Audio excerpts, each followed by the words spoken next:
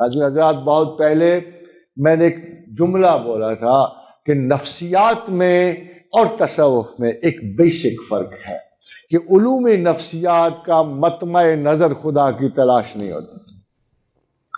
علوم نفسیات کا مطمع نظر نفس کی ایک بدتر حالت سے اس کو امپروو کر کے ایک بہتر حالت کو لے جانا ہے.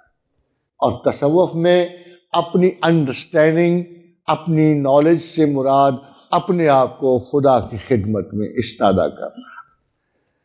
Psychology is one of the best knowledges for giving you an inner look into your nature, but psychology certainly does not lead you to God.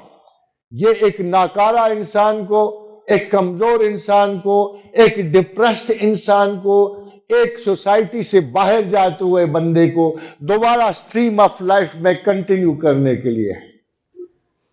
That's علوم نفس. مگر کسی بھی نفسیات دان کا مقصد یہ نہیں ہوتا اپنے پیشنٹ سے کہ اس کو شیزوفرینیا سے کیور کر کے میں اس کو ولی اللہ بنا دوں. کسی نفسیات، اس لیے کہ نفسیات دان نے اس پہلو سے اپنے آپ کو بھی نہیں دیکھا ہوتا. مگر